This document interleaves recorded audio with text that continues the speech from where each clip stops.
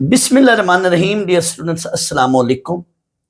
Students, exercise 3.2 के अंदर हमने पहले जो 13 क्वेश्चंस थे वो सारे के सारे डॉट प्रोडक्ट से रिलेटेड थे, यानी उनमें किसी न किसी तरह से डॉट प्रोडक्ट यूज हो रहा था। लेकिन 13 क्वेश्चन से ऑनवर्ड जो नेक्स्ट 3 क्वेश्चंस हैं, क्वेश्चन नंबर 14, 15 एंड 16, वो students application of dot product से रिलेटेड हैं। एप्लीकेशन ऑफ डॉट प्रोडक्ट में सबसे अहम जो चीज है वो क्या है? Work done bye a constant force. ये बच्चों डॉट प्रोडक्ट की बेहतरीन जबरदस्त एप्लीकेशन है। क्या? Work done bye a constant force. Students, किसी भी बॉडी पर जब हम कोई कांस्टेंट फोर्स लगाते हैं, पहले तो मैं आपको कांस्टेंट फोर्स का मतलब बता देता हूं कि कांस्टेंट फोर्स क्या होती है। स्टूडेंट, सादा लफ्जों में कांस्टेंट फोर्स का मतलब यह है कि वो फोर्स जिसमें चेंज ना हो, सेम फोर्स हो, एक ही तरह की, एक जैसी। और अगर मजीद आप इसकी प्रिसाइज तरीके से, प्रिसाइज अंदाज में डेफिनेशन देखना चाहें तो कांस्टेंट फोर्स से मुराद है the force having same magnitude and same direction, यानी उसकी मैग्नीट्यूड और डायरेक्शन में चेंज ना आए, वो एक ही सेम ही डायरेक्शन के साथ, सेम मैग्नीट्यूड के साथ किसी बॉडी पर जब अप्लाई की जाए तो उस फोर्स को क्या कहते हैं? Constant force. तो यहां पे कोई बॉडी है, कोई ऑब्जेक्ट है, उस पर हमने कांस्टेंट फोर्स लगाते हैं, लगानी है, और under the effect of that constant force body move करती है in the direction of force from point A to B. Body उसी डायरेक्शन में मूव करनी चाहिए जिस डायरेक्शन में फोर्स लग रही है, या जिस डायरेक्शन में फोर्स लग रही है बॉडी उसी डायरेक्शन में मूव करेगी। तो under the effect of this force अगर बॉडी मूव करेगी तो हम कहेंगे कि बॉडी के अंदर कोई डिस्प्लेसमेंट पैदा हुआ है, बॉडी डिस्प्लेस हुई है from point A to point B. तो फिर हम इन दैट सिचुएशन कहते हैं वर्क हैज बीन डन, यानी उसमें कुछ ना कुछ वर्क फिर जरूर हुआ है। अगर बॉडी के अंदर डिस्प्लेसमेंट पैदा हुआ है, बॉडी डिस्प्लेसेस होती है from point A to point B in the direction of force, then we say that some work has been done. Students, ये वर्क डन होने की सिचुएशन डिपेंड करती है बॉडी की फोर्स की मैग्नीट्यूड पर। फर्ज कर लो मैं किसी दीवार पर, ये दीवार है व्हाइट बोर्ड के पीछे, मैं इस पर फोर्स लगाता हूं, मेरी फोर्स की जो मैग्नीट्यूड है वो ऐसी है कि दीवार पर कोई असर या फर्क नहीं पड़ेगा, तो वर्क डन जीरो। लेकिन इसकी जगह मैं अगर कोई बड़ी हैवी मशीन लेकर आ जाऊं और वो इस दीवार पर फोर्स लगाएगी, वो इसको गिरा देगी, work has been done. It mean काम होने की, वर्क होने की कंडीशन डिपेंड करती है फोर्स की मैग्नीट्यूड पर। एक और चीज पर भी काम होने की कंडीशन डिपेंड करती है, वो मैं आगे जाकर समझाता हूं। फिलहाल आए हम वर्क डन की डेफिनेशन, यही जो अभी मैंने बात की है यही डेफिनेशन है। Suppose a constant force applied or acts upon a body or object, and under the effect of this force the body displaces from point A to B in the direction of force। फर्ज कर लो ये कोई body है, इस पर हमने some certain force लगाई है और बॉडी जो है वो A पॉइंट से मूव करके B पॉइंट तक चली जाती है, तो हम कहते हैं कि इसमें डिस्प्लेसमेंट पैदा हुआ है। और ये D जो है ये डिस्प्लेसमेंट होगा, D को थोड़ी देर बाद मैं AB ही कहूंगा, A से B तक जो डिस्प्लेसमेंट बना है इस D को मैं डिस्प्लेसमेंट वेक्टर कहेंगे। D is denoted with AB, या D को हम डिस्प्लेसमेंट कह रहे हैं। तो डिस्प्लेसमेंट जब पैदा हुआ तो हम कहेंगे then we say that work has been done, काम हुआ है, कुछ ना कुछ वर्क हुआ है। And it is given by W is equal to, work done को हम W से डिनोट करते हैं, F dot D, where D is equal to AB। ये D जो है ये AB के इक्वल है। आए स्टूडेंट्स, ये मैं एक छोटी सी एक्टिविटी करके आपको यही बात समझाता हूं। फर्ज कर लो ये स्टूडेंट्स कोई बॉडी, और इस बॉडी पर मैं इस रस्सी की मदद से कुछ फोर्स लगाऊंगा। ये इस सरफेस पर पड़ी है बॉडी, और इस बॉडी पर मैं इस रस्सी की मदद से इस रोप की मदद से फोर्स लगाऊंगा तो देखिएगा बॉडी के अंदर डिस्प्लेसमेंट पैदा होगा, यानी बॉडी पॉइंट ए से मूव करके पॉइंट बी तक आ जाएगी। ये देखें मैंने बॉडी पर फोर्स लगा रहा हूं तो body from point A to point B displacement इसमें पैदा हो रहा है। तो in that case we say that work has been done. Under the effect of force, आप गौर करें बॉडी मूव कर रही है, डिस्प्लेसमेंट पैदा हो चुका है बॉडी में। तो इन दिस केस हम कहते हैं कि फर्ज कर लो बॉडी पॉइंट ए से पॉइंट बी तक मूव कर रही है, under the effect of this force displacement पैदा हुआ है, तो we say that work has been done. लेकिन स्टूडेंट्स यहां पे देखा जाए तो फोर्स का सारा जो हॉरिजॉन्टल कंपोनेंट है, फोर्स का सारा कंपोनेंट, यहां पे फोर्स टोटली अलोंग हॉरिजॉन्टल लग रही है। In other words we can say that here the angle theta is zero. जब एंगल जीरो होगा तो कॉस जीरो जो है वो 1 होता है। तो F into D, in this case हम कहते हैं फोर्स इंटू डिस्प्लेसमेंट, फोर्स की मैग्नीट्यूड एंड डिस्प्लेसमेंट की magnitude, F into D. Simple हम फोर्स और डिस्प्लेसमेंट को मल्टीप्लाई कर देते हैं, F इंटू डी। यहां पे फोर्स और डिस्प्लेसमेंट मल्टीप्लाई हो रहा, यानी यहां पे फिर इन दैट केस सिर्फ आंसर होगा, वैल्यू होगी F इंटू डी। यानी इन दिस केस जो अभी मैंने बात की है, फोर्स की मैग्नीट्यूड एंड डिस्प्लेसमेंट की मैग्नीट्यूड, यानी F एंड डी ये आपस में मल्टीप्लाई हो जाएंगे। लेकिन जरूरी नहीं है कि हर दफा जो एंगल है वो थीटा जीरो हो। फर्ज कर लो थीटा जीरो नहीं है, बॉडी के साथ कोई फोर्स लग रही है और वो फोर्स जो है बॉडी के साथ कोई सर्टेन एंगल थीटा बना रही है, तो इन दैट केस क्या वर्क होगा? बॉडी के अंदर डिस्प्लेसमेंट पैदा होगा। यस जरूर बच्चों, आए मैं इसको भी आपको समझा देता हूं।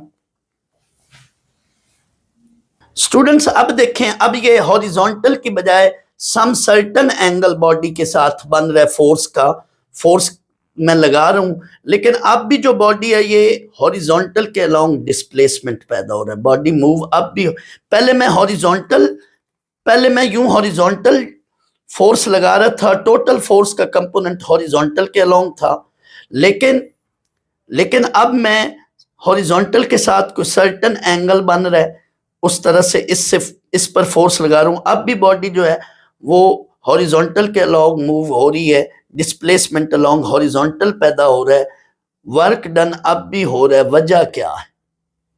आए मैं ये भी आपको बच्चों समझा देता हूं। स्टूडेंट्स आपने ये पढ़ा हुआ है, किसी भी वेक्टर को जब हम उसके कंपोनेंट में रिजॉल्व करते हैं, फिजिक्स में आपने पढ़ा है, तो वो क्या उसका तरीका है। फर्ज करो ये एक फोर्स है, इसके अब हम दो कंपोनेंट बना रहे हैं, F cos theta along horizontal and F sin theta along vertical. ये उसके दो कंपोनेंट हैं। F से मुराद F मैग्नीट्यूड, फिजिक्स में आप इधर Fx cos थीटा लिखते हो और इधर आप Fy sin थीटा, यानी कुछ इस तरह से आप शायद उसको लिखते हैं इस तरह से, और इसको Fy sin थीटा। तो अलोंग हॉरिजॉन्टल वो x कंपोनेंट और अलोंग वर्टिकल वो y कंपोनेंट हम लेते हैं फिजिक्स में। बहरहाल यहाँ पे मैं इन चक्रों में नहीं पढ़ रहा हूँ। अलोंग हॉरिजॉन्टल फोर्स का F cos थीटा कंपोनेंट है एंड अलोंग वर्टिकल फोर्स का F sin थीटा कंपोनेंट है। अब फर्ज कर लो बॉडी पर हमने फोर्स लगाई और फोर्स जो है वो हॉरिजॉन्टल के साथ सम सर्टेन एंगल थीटा बना रही है हॉरिजॉन्टल के साथ, तो अब भी वर्क डन हो रहा है। वजह क्या है स्टूडेंट्स? इस फोर्स के दो कंपोनेंट हैं, F cos theta along horizontal and F sin theta along vertical. तो body under the effect of this component body displace करती है from point A to point B. Body इस डायरेक्शन में move कर रही होती है under the effect of this component. तो ये वाला कंपोनेंट, ये वाला जो हॉरिजॉन्टल कंपोनेंट है ये टोटली अलोंग हॉरिजॉन्टल है, जिसकी वजह से बॉडी में डिस्प्लेसमेंट पैदा हो रहा है, जिस वजह से वर्क डन हो रहा है। बेटा ये जो फोर्स का हॉरिजॉन्टल कंपोनेंट है ये डिस्प्लेसमेंट के अलोंग है, यानी इस कंपोनेंट की और डिस्प्लेसमेंट की डायरेक्शन सेम है, ये आपस में पैरेलल हैं और फोर्स के इसी हॉरिजॉन्टल कंपोनेंट की वजह से वर्क डन जो है वो हो रहा है बॉडी पर, और इसी कंपोनेंट की वजह से वर्क डन हो रहा है। यानी ये वाला component F cos theta and displacement D, ये दोनों पैरेलल हैं, ये सेम डायरेक्शन में हैं, ये आपस में पैरेलल हैं, इनकी डायरेक्शन सेम है, जिस वजह से वर्क डन पैदा हो रहा है। सो वर्क डन का दूसरे अंदाज में क्या फार्मूला होगा, एफ कॉस थीटा ये हॉरिजॉन्टल कंपोनेंट और D magnitude that is D, इनको मल्टीप्लाई कर दें तो हमें वर्क डन हो रहा है, क्योंकि वर्क डन की डेफिनेशन यही है कि फोर्स की मैग्नीट्यूड और डिस्प्लेसमेंट की मैग्नीट्यूड उनको हम मल्टीप्लाई कर लेते हैं। तो हॉरिजॉन्टल फोर्स का जो कंपोनेंट है उसकी ये मैग्नीट्यूड बन रही है, तो एफ कॉस थीटा और इसके साथ डिस्प्लेसमेंट की जो मैग्नीट्यूड बन रही है वो डी, इनको मल्टीप्लाई हमने कर दिया तो ये हमारे पास फार्मूला बना। स्टूडेंट्स अब हम क्या कर रहे हैं, एफ मैग्नीट्यूड को हम एफ नाम दिया हुआ हमने, डी मैग्नीट्यूड को डी नाम दिया हुआ है, दैट्स व्हाई एफ की जगह एफ मैग्नीट्यूड, डी की जगह डी मैग्नीट्यूड साथ कॉस थीटा। जैसे आप रिकॉल करें क्वेश्चन 12 में हमने ए मैग्नीट्यूड को ए नाम दिया था, ये आपको फिजिक्स में भी पता है, किसी भी वेक्टर को हम उसकी मैग्नीट्यूड को अगर यहाँ पे एज ए स्केलर क्वांटिटी नाम दें तो हम वी लिख देते हैं। सिमिलरली यहाँ पे भी यही बात हमने की है। तो अब इस पूरी चीज को मैं लिख सकता हूँ एफ डॉट डी। आप रिकॉल करें ए डॉट बी का जब हम फार्मूला ओपन करते हैं तो वो क्या होता है, ए मैग्नीट्यूड बी मैग्नीट्यूड साथ कोसाइन ऑफ थीटा। तो यहाँ पे जो है ये एफ डॉट डी है, where theta is the angle between force and displacement D, क्योंकि डिस्प्लेसमेंट डी अलोंग इस डायरेक्शन है और फोर्स इधर जा रही है, तो theta is the angle between horizontal and force. तो डी अलोंग हॉरिजॉन्टल है, इसलिए ये थीटा इनके दरमियान एंगल है एफ एंड डी की। वेयर डी डिस्प्लेसमेंट है, ए बी वेक्टर है, तो ये हमारे पास बच्चों ये फार्मूला बन चुका है एफ डॉट डी। तो कुछ क्वेश्चंस में हम ये वाला फार्मूला लगाएंगे और कुछ क्वेश्चंस में ये वाला फार्मूला हम कब लगाएंगे बच्चों, ये वाला फार्मूला तब लगाएंगे जिस क्वेश्चन में एंगल थीटा का जिक्र फिक्र हो। अगर किसी क्वेश्चन में एंगल थीटा का जिक्र फिक्र नहीं है तो फिर हम ये वाला फार्मूला लगाएंगे। लेकिन इस डी के लिए, डिस्प्लेसमेंट के लिए आपको बच्चों 2 पॉइंट्स जरूर दिए गए होंगे कि बॉडी डिस्प्लेस करती है from point A to point B, तो वहां पे हम ये डी वेक्टर निकालेंगे। और कैसे निकालेंगे, इन दैट केस हम यूं निकालेंगे x2 minus x1 i plus y2 minus y1 j plus z2 minus z1 k। अगर आपको बच्चों इस तरह से 2 पॉइंट्स दिए जाएंगे तो डिस्प्लेसमेंट वेक्टर हम इस तरीके से निकालेंगे। स्टूडेंट्स एक्सरसाइज का क्वेश्चन नंबर 14 कराने से पहले मैं एक एग्जाम्पल करवा लूं। एग्जाम्पल जरा इजी है, सिंपल है, फिर हम क्वेश्चन की तरफ आते हैं। एग्जाम्पल पेज 102 पर है, find the work done bye a constant force, this one, in moving an object from this point two this point. वो कहता है बॉडी है, उस पर कोई फोर्स अप्लाई की है, एफ फोर्स, ये गिवन फोर्स है, और बॉडी जो है वो under the effect of this force वो ए पॉइंट से बी पॉइंट तक मूव कर जाती है, तो डिस्प्लेसमेंट उसमें पैदा हो गया। सो दैट्स वाई वो कहता है वर्क डन निकालें। तो इसमें हमने क्या करना है, फिगर की जरूरत नहीं है, मैंने सिर्फ फिगर बनाई है ताकि आपको और अच्छा कंसेप्ट मिले। अगर पेपर में टाइम है तो आप फिगर बनाएं, वरना रहने दें। गिवन फोर्स एफ है, अब हमने बच्चों डिस्प्लेसमेंट निकालना है। अभी मैंने बताया था कि जब भी आपको ऐसे पॉइंट्स दिए जाएंगे इस फॉर्म में तो डिस्प्लेसमेंट कैसे निकालेंगे, displacement from A to B है, तो ए बी वेक्टर से इसको डिनोट करते हैं। यहाँ पे आप पहले ये लिख लेना डिस्प्लेसमेंट ए बी वेक्टर, और ये यूं निकालते हैं x2 minus x1 i plus y2 minus y1 j plus z2 minus z1 k। Student जब भी आपको पॉइंट्स की शक्ल में, ऐसे पॉइंट्स की शक्ल में 2 वैल्यूज दी जाएं और आपको वेक्टर निकालना हो तो आपने फिर यूं वेक्टर निकालना है इस फार्मूले की मदद से। तो अब x में से x पॉइंट माइनस करें 7i, y में से y माइनस करें 7j, z में से z माइनस करें 7k, लेकिन किस पॉइंट में से किस को माइनस करना है बच्चों? फाइनल पॉइंट b है बच्चों, फाइनल पॉइंट b है, इनिशियल पॉइंट a है, तो b में से a को सब्ट्रैक्ट करना है, b के कोऑर्डिनेट्स को।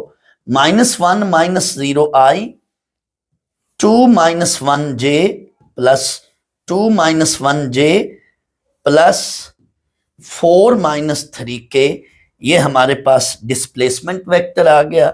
अब हमने क्या करना है? वर्क डन का फार्मूला लगाना है। Work done that is W = F.D। W = पहले F वेक्टर फिर डिस्प्लेसमेंट वेक्टर। दो वेक्टर का डॉट प्रोडक्ट हम कैसे निकालते हैं? आयत कोफिशिएंट आयत से मल्टीप्लाई करें, प्लस जेथ कोफिशिएंट जेथ से, प्लस केथ कोफिशिएंट केथ से। स्टूडेंट्स इसको सिंप्लीफाई करें, फाइनल आंसर हमारा -2 आया। आपकी मर्जी है इसके साथ आगे यूनिट न्यूटन मीटर लिख लें या जूल्स लिख लें, आपकी मर्जी है, दोनों में से जौन सा मर्जी यूनिट लिख लें। तो बुक में सिर्फ यहाँ -2 के साथ यूनिट लिखा हुआ है, बेहतर है आप जूल्स या न्यूटन मीटर, जूल्स या न्यूटन मीटर, इनमें से कोई एक मर्जी लिख लें। अब हम एक्सरसाइज 3.2 का क्वेश्चन नंबर 14 करते हैं। इसमें हमें कहा जा रहा है a force F, this one Newton, यानी इतने न्यूटन की फोर्स है, is applied on a body, एक बॉडी पे वो अप्लाई की गई है, और ये फोर्स जो है वो मूव्ड इट, यानी बॉडी को ये मूव कराती है at a distance of 14 metre, या यूं भी कह सकते हैं कि under the effect of this force body 14 metre displacement cover करती है। In the direction of this vector, यानी जो बॉडी है डिस्प्लेसमेंट डिस्टेंस तो उसमें 14 मीटर पैदा होता है, लेकिन बॉडी जो है वो इस डायरेक्शन में, इस वेक्टर की डायरेक्शन में मूव कर रही है। बॉडी में डिस्प्लेसमेंट तो इतना पैदा होता है, लेकिन under the effect of this force body की जो मूवमेंट है वो किस डायरेक्शन में होती है? इस वेक्टर की डायरेक्शन में हो रही है। How much work is done, काम कितना हुआ है, ये बेसिकली सवाल है। तो पहले हम गिवन फोर्स लिखते हैं। Here the given force is this one, and इस वेक्टर को हम नाम दे देते हैं थोड़ी देर के लिए वेक्टर ए। अब आगे देखें, let D be the displacement vector in the direction of vector A, then D is given as D is equal to 14 time A unit vector। Students, body की जो मूवमेंट हो रही है वो इस वेक्टर की डायरेक्शन में हो रही है, यानी डिस्प्लेसमेंट जो है वो इस वेक्टर की डायरेक्शन में, डिस्प्लेसमेंट वेक्टर जो है वो इस वेक्टर की डायरेक्शन में है। बच्चों यहां पे मेरा एक जुमला गौर से सुनना है आपने। बच्चों, जब भी कोई वेक्टर हमें किसी दूसरे वेक्टर की डायरेक्शन में निकालना होता है तो हम क्या करते हैं? उस वेक्टर की, यानी यहां पे जैसे ये है, इस वेक्टर का यूनिट वेक्टर निकालेंगे, क्योंकि यूनिट वेक्टर ऐसा वेक्टर होता है जो इस वेक्टर की क्या है? डायरेक्शन देता है। और हमें भी वेक्टर की और हमारा भी रिक्वायर्ड वेक्टर जो डिस्प्लेसमेंट वेक्टर है वो इसकी डायरेक्शन में है, लिहाजा इसका हम यूनिट वेक्टर निकालेंगे। या दूसरे लफ्जों में आप यूं भी कह सकते हैं कि रिक्वायर्ड डिस्प्लेसमेंट वेक्टर या रिक्वायर्ड वेक्टर की जो डायरेक्शन है वो इस वेक्टर के अलोंग है। इट मीन हमारे रिक्वायर्ड वेक्टर की डायरेक्शन और इस वेक्टर की डायरेक्शन सेम है, क्योंकि हमारा रिक्वायर्ड वेक्टर और ये वेक्टर आपस में क्या है? पैरेलल हैं। लिहाजा हमारे रिक्वायर्ड वेक्टर की डायरेक्शन और इस वेक्टर की डायरेक्शन सेम है। बच्चों, जब भी हम कोई वेक्टर किसी दूसरे वेक्टर की डायरेक्शन में लेते हैं तो उसके लिए हमें यूनिट वेक्टर की जरूरत पड़ती है, यानी उसमें हम यूनिट वेक्टर निकालते हैं। तो जिस वेक्टर की डायरेक्शन में वेक्टर बनाना हो उस वेक्टर का यूनिट वेक्टर निकालना है। तो हमें इस वेक्टर की डायरेक्शन में डिस्प्लेसमेंट वेक्टर लेना है, लिहाजा इस वेक्टर का हम क्या निकालेंगे? यूनिट वेक्टर निकालेंगे। इस ए वेक्टर का क्या निकालेंगे? Unit vector. तो यूनिट वेक्टर कैसे निकालते हैं? Vector divided by its magnitude. तो ये डी हमारे पास डिस्प्लेसमेंट वेक्टर है, in the direction of vector A, लिहाजा डी वेक्टर की जो डायरेक्शन है वो ए वेक्टर की ही डायरेक्शन की तरफ है, लिहाजा हम ए वेक्टर की डायरेक्शन निकालेंगे जो कि ये ए यूनिट वेक्टर है, vector divided by its magnitude. D vector हमारा जो डिस्प्लेसमेंट वेक्टर है उसकी मैग्नीट्यूड हमें गिवन है, लेकिन उसकी डायरेक्शन जो है वो इस वेक्टर के अलोंग है, इस वेक्टर के अलोंग डायरेक्शन है। तो किसी भी वेक्टर के लिए हमें दो चीजें चाहिए होती है, एक उसकी मैग्नीट्यूड, एक उसकी डायरेक्शन, मैग्नीट्यूड एंड डायरेक्शन। तो डी की मैग्नीट्यूड तो गिवन है 14, लेकिन डी की डायरेक्शन क्या है, अलोंग दिस वेक्टर। अब इस वेक्टर की हम डायरेक्शन निकालेंगे, तो डायरेक्शन कैसे निकालते हैं, यूनिट वेक्टर से निकालते हैं, vector divided by its magnitude. Students, किसी भी वेक्टर के लिए हमें दो चीजों की जरूरत होती है, उस वेक्टर की मैग्नीट्यूड और उस वेक्टर की डायरेक्शन। यानी वेक्टर अगर v है तो v की मैग्नीट्यूड और v की डायरेक्शन। बच्चों, यहां हमें डिस्प्लेसमेंट वेक्टर की मैग्नीट्यूड तो गिवन है, यानी वो 14 है, मैग्नीट्यूड तो गिवन है यानी वो 14 है, लेकिन हमें डायरेक्शन चाहिए डिस्प्लेसमेंट वेक्टर की। तो जो इसकी डायरेक्शन होगी वही हमारे डिस्प्लेसमेंट वेक्टर की डायरेक्शन होगी, लिहाजा इसकी हम डायरेक्शन निकालते हैं। तो किसी भी वेक्टर की डायरेक्शन कैसे निकालते हैं, vector divided by its magnitude. It mean हमने इसको ए वेक्टर कहा हुआ है तो हमने इसकी डायरेक्शन निकालनी है। तो किसी भी वेक्टर की डायरेक्शन कैसे निकालते हैं, vector divided by its magnitude. तो आए पहले हमने इसकी अब डायरेक्शन यानी ये ए यूनिट वेक्टर निकालना है, डायरेक्शन निकालनी है। तो ये ए की डायरेक्शन हमने निकाल ली, vector divided by its magnitude. आगे ये हमें ए यूनिट वेक्टर मिल गया या ए वेक्टर की डायरेक्शन मिल गई, इसको अब आपने इसमें पुट कर देना है। तो ये हमारा डिस्प्लेसमेंट वेक्टर आ गया। अब आगे work done, F dot D, F हमारे पास ये है, डी हमने ये बना लिया, एफ डॉट डी। ये बच्चों इसको मल्टीप्लाई करने, जब भी दो वेक्टर का डॉट प्रोडक्ट निकालना हो और आगे इधर कोई नंबर हो आगे, उस नंबर को पहले ले आए। अब इन दो का डॉट प्रोडक्ट ले लें। डॉट प्रोडक्ट कैसे निकालेंगे, आयत कोफिशिएंट आयत से प्लस जेथ कोफिशिएंट जेथ से प्लस केथ कोफिशिएंट केथ से। इसको बच्चे सिंप्लीफाई कर लें, यहाँ नीचे स्पेस कम थी तो मैंने इधर साथ लिख लिया। ये टोटल जो आंसर बनेगा 350/1100 जूल्स लिख लें या न्यूटन मीटर लिख लें, आपकी मर्जी। बेटा 14 क्वेश्चन को अब मैं डायग्राम के बनाकर भी कंसेप्ट आपको दे रहा हूं। डायग्राम की जरूरत नहीं है क्वेश्चन के अंदर, मैंने क्वेश्चन में इसीलिए पहले जानबूझ के डायग्राम नहीं बनाई थी कि डायग्राम की जरूरत नहीं है, लेकिन मैं यहाँ पे आपको डायग्राम बनाकर थोड़ा सा और अच्छा कंसेप्ट आपको मिलेगा, इसलिए ये मैं करा रहा हूँ। लेकिन अगर पेपर में टाइम थोड़ा है तो आप जो है उसके लिहाज से फिर डायग्राम ना बनाएं, डायग्राम की वैसे जरूरत भी नहीं। क्वेश्चन ये है कि a force of this 1 Newton is applied on a body and move it at a distance of 14 meters in the direction of this one. How much work done? Students, कोई body पे ये force हमने लगाई, ये इस body पर इस direction में फोर्स लग रही है, फोर्स की ये गिवन वैल्यू है, और under the effect of this force body जो है वो पॉइंट ए से मूव करके पॉइंट बी तक चली जाती है।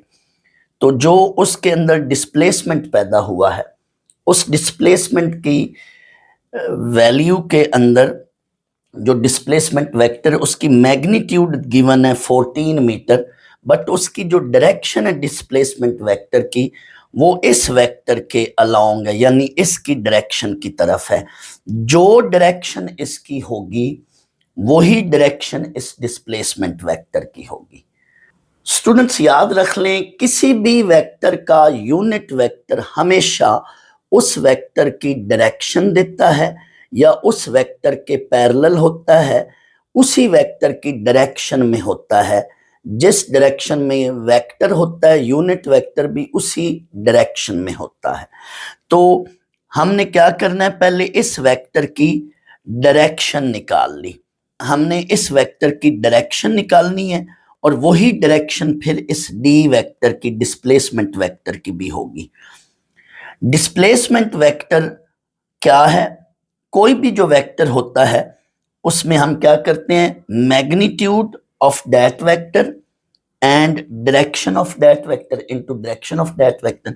इसकी मैग्नीट्यूड गिवन है, यानी जो डिस्प्लेसमेंट वेक्टर है उसकी मैग्नीट्यूड गिवन है 14, उसकी डायरेक्शन अलोंग ए है।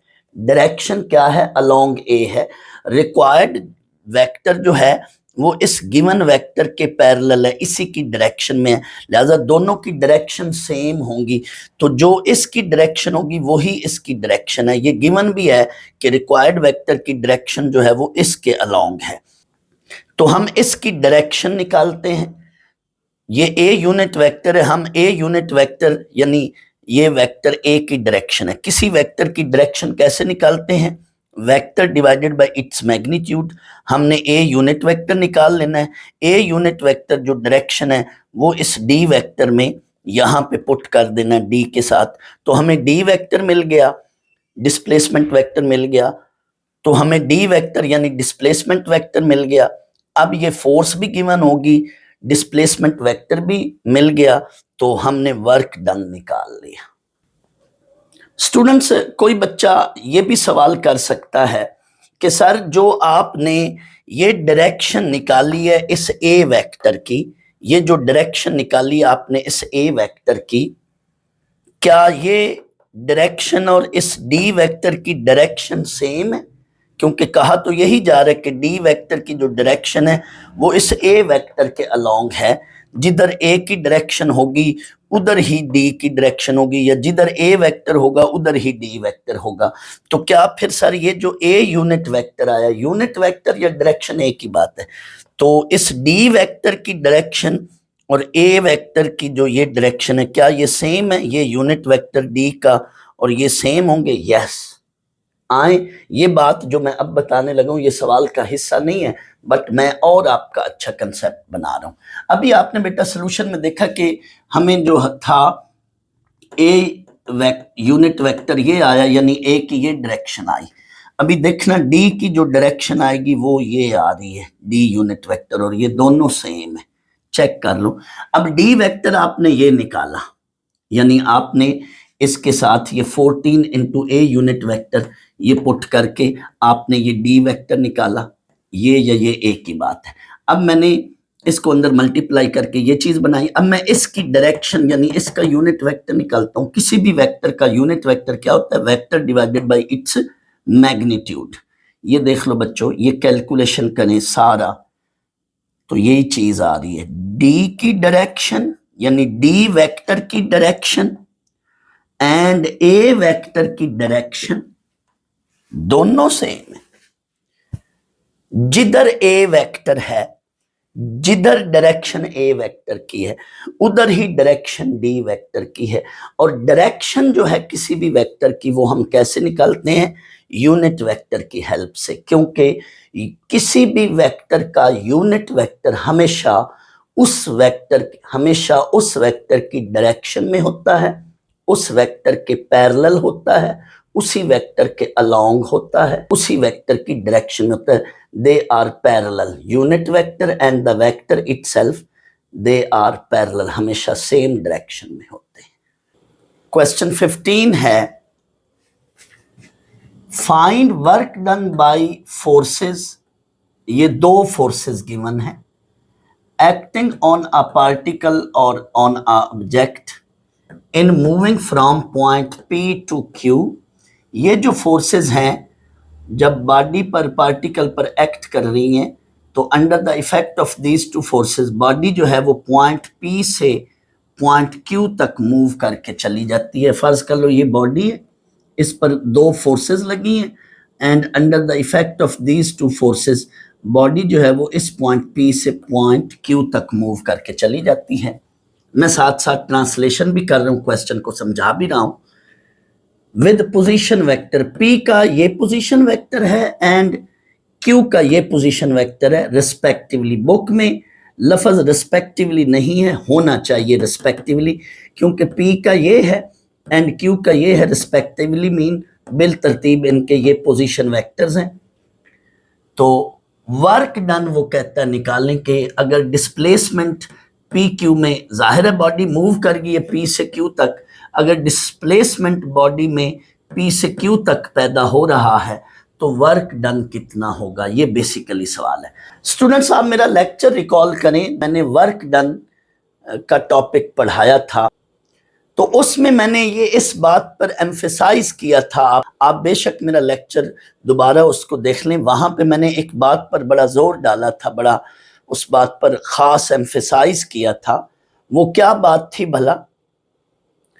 वो बात ये थी कि जिस डायरेक्शन में फोर्स लग रही है डिस्प्लेसमेंट भी उसी डायरेक्शन में होना चाहिए, पैदा होना चाहिए। यानी जिस डायरेक्शन में फोर्स लग रही है बॉडी का उसी डायरेक्शन में मूव करना जरूरी है, तब वर्क डन होगा। वर्क डन किस सूरत में होगा, किन हालात में होगा? वर्क डन उस सूरत में होगा जब बॉडी के अंदर डिस्प्लेसमेंट पैदा होगी और उस डिस्प्लेसमेंट की डायरेक्शन वही होगी जिस डायरेक्शन में फोर्स लग रही है। तो यहां पे भी वही बात की जा रही है कि बॉडी पी से क्यू पॉइंट तक मूव कर रहा है, लिहाजा डिस्प्लेसमेंट तो आ गया, सो वर्क डन तो जरूर बनना है, होना है। तो आए अब हम इस क्वेश्चन का बकायदा सोल्यूशन करते हैं। पहले तो जस्ट मैंने आइडिया दिया।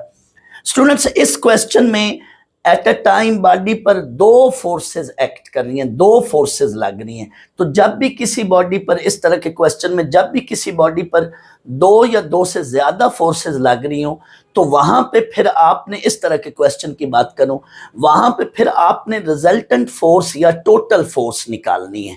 क्या मतलब? आए लेट ये जो दो फोर्सेस हैं इनको मैंने नाम दे दिया F1 एंड F2, ये दो फोर्सेस हैं।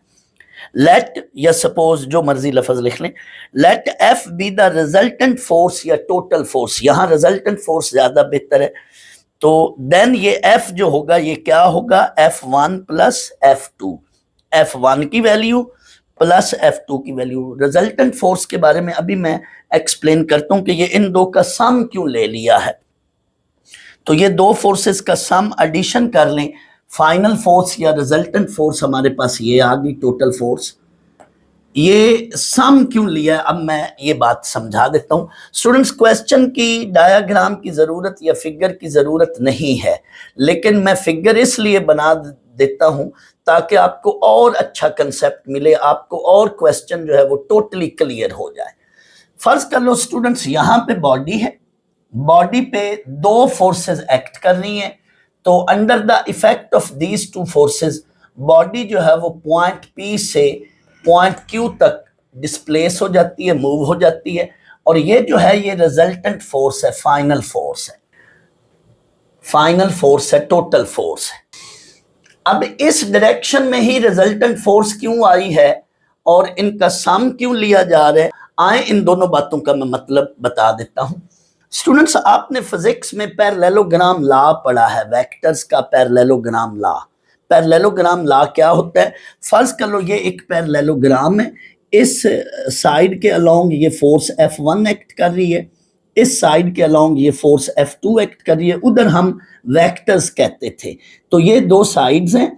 अब इसके पैरेलल ये जो F2 के पैरेलल ये वेक्टर है, क्योंकि इसकी लेंथ पैरेललोग्राम में और इसकी लेंथ सेम है, डायरेक्शन अगर आप ये सेम कर लें तो जो ये वेक्टर है वही ये वेक्टर होगा, तो F2 को मैंने इधर F2 लिख लिया।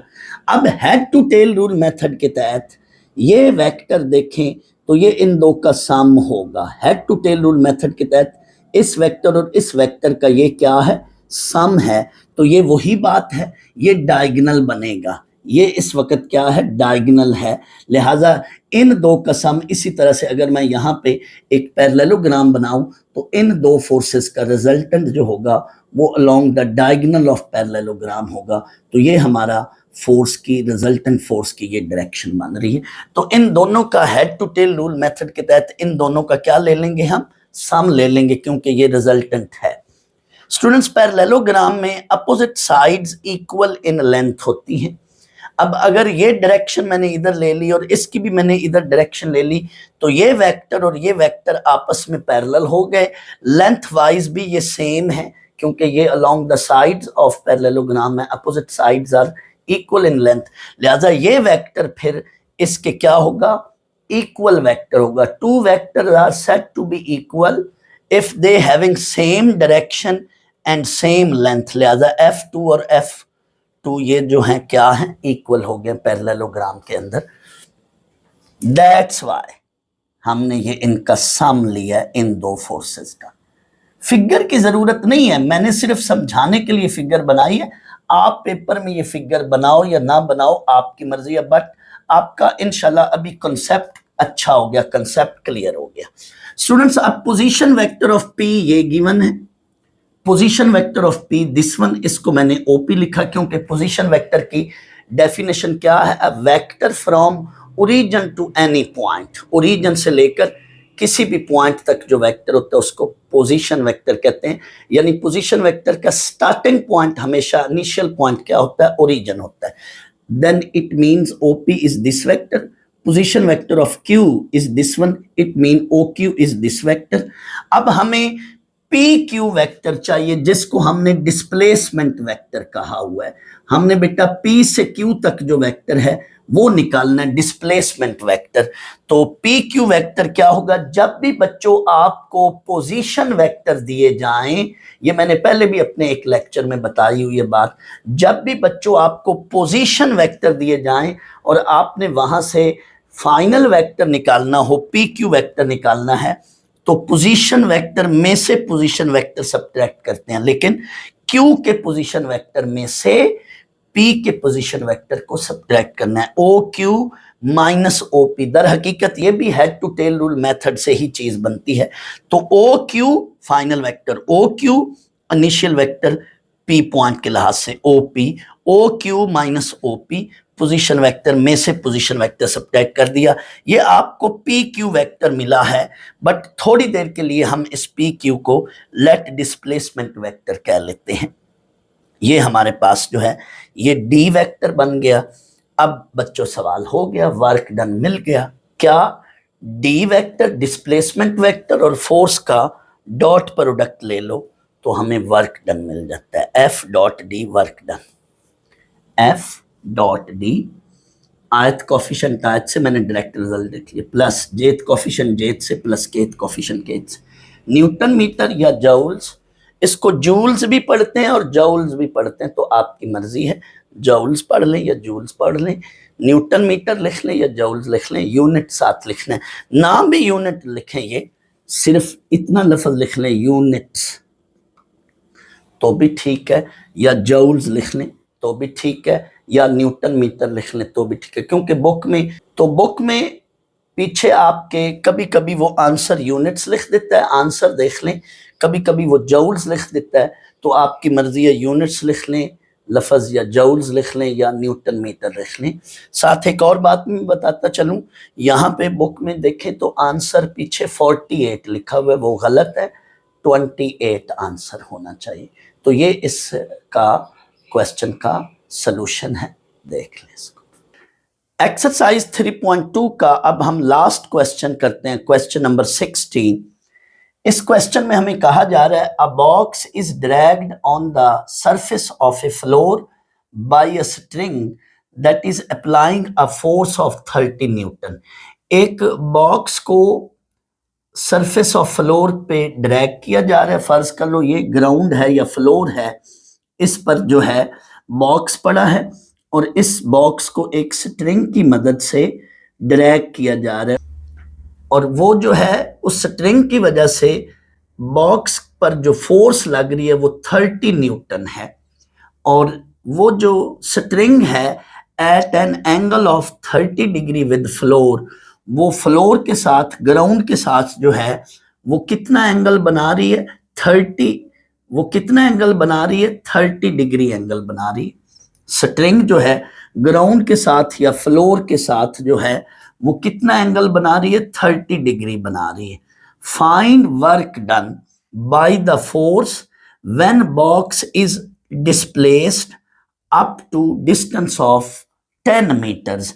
यानी under the effect of this force, अगर ये बॉक्स जो है आगे 10 मीटर तक डिस्प्लेस होता है तो उस पर वर्क डन कितना होगा, ये क्वेश्चन है। बच्चों आप मेरा अगर टॉपिक वर्क डन वाले टॉपिक वाला लेक्चर देखें तो वहां पे मैंने कहा था कि अगर किसी भी पार्टिकल के साथ, किसी भी ऑब्जेक्ट के साथ जब कोई स्ट्रिंग जो है, या स्ट्रिंग या रोप, रस्सी या कोई तार, जब वो एंगल कोई थीटा बना रही होती है, थीटा एंगल के साथ हम उसको ड्रैग कर रहे होते हैं, तो उसमें दो कंपोनेंट आएंगे उस फोर्स में, एक हॉरिजॉन्टल कंपोनेंट और एक वर्टिकल कंपोनेंट।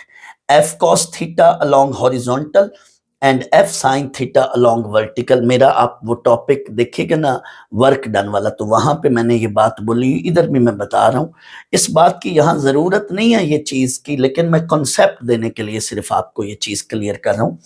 तो किसी भी वेक्टर के दो कंपोनेंट्स होते हैं, एक हॉरिजॉन्टल और एक वर्टिकल। तो यहाँ फोर्स के भी दो कंपोनेंट होंगे। वेक्टर्स को उसके कंपोनेंट में रिजॉल्व करना, ये फिजिक्स में आपने टॉपिक पढ़ा हुआ है। तो जो कंपोनेंट होगा एफ कॉस थीटा वो अलोंग हॉरिजॉन्टल है, उसी कंपोनेंट की वजह से जो है बॉडी में डिस्प्लेसमेंट पैदा होगी।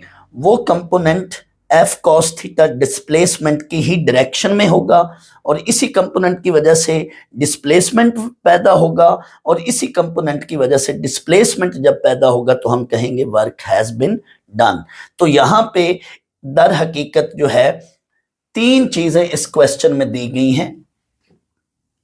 फोर्स की magnitude 30 Newton, angle theta 30 degree, and distance जो है ये 10 मीटर है डिस्टेंस।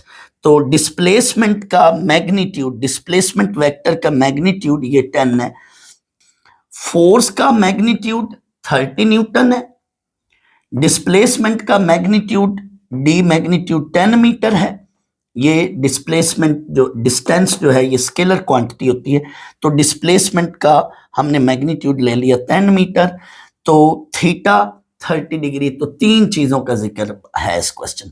अगली बात यह है कि स्टूडेंट जब भी क्वेश्चन के अंदर थीटा का जिक्र फिक्र आ जाए, तो मैंने अपने लेक्चर में जो वर्क डन वाला लेक्चर था उसमें मैंने कहा था कि वहां पे फिर वर्क डन का ये वाला फार्मूला नहीं लगेगा, बल्कि ये वाला फार्मूला लगेगा, एफ डी कॉस थीटा। आप मेरा लेक्चर वर्क डन वाला लेक्चर देख लें प्रीवियस, तो उसमें ये सारी चीजें मैंने की हुई हैं, बताई हुई हैं बातें।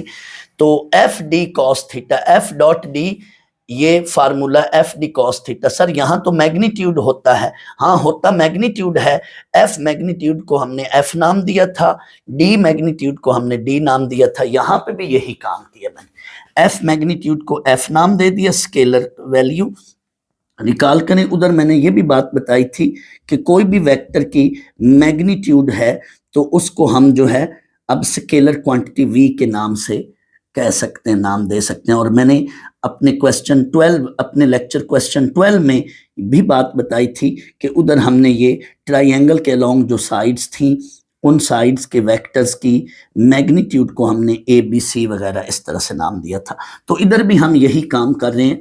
हमने चूंकि ये फार्मूला लगाना है एफ डी कॉस थीटा, तो एफ मैग्नीट्यूड को 30 न्यूटन, डी मैग्नीट्यूड को 10 न्यूटन, और एफ मैग्नीट्यूड एफ कह दें, डी मैग्नीट्यूड को डी कह दें, थीटा ये है। तो आपने वर्क डन का ये फार्मूला लगाना है और आपके पास ये रिजल्ट आएगा। फिगर की जरूरत नहीं है, फिगर सिर्फ आपको मैंने समझाने के लिए बनाई हुई है। तो इस डायरेक्शन में एफ कॉस थीटा होगा और वर्टिकल डायरेक्शन में एफ साइन थीटा होगा। बट ये सारी स्टोरी की समझाने का मकसद ये है कि आपको और अच्छा कंसेप्ट मिले। तो ये हमारा क्वेश्चन का आंसर है। आप चाहें तो इस क्वेश्चन में इसकी बजाय यूं भी फार्मूला लगा सकते हैं, work done F magnitude D magnitude cosine theta. फिर ये आपको इन चीजों के लिखने की नहीं जरूरत होगी। फिर आप ये एफ मैग्नीट्यूड डी मैग्नीट्यूड साथ कोसाइन थीटा ये वैल्यूज पुट कर दें तो आपका यही आंसर बनेगा वर्क डन का। तो चाहे एफ मैग्नीट्यूड को आप एफ लिख लें या एफ मैग्नीट्यूड ही रहने दें, डी मैग्नीट्यूड को डी लिख दें या डी मैग्नीट्यूड ही रहने दें। और अगर डी मैग्नीट्यूड या एफ मैग्नीट्यूड रखना है तो फिर फार्मूला वर्क डन का ये लगाओगे।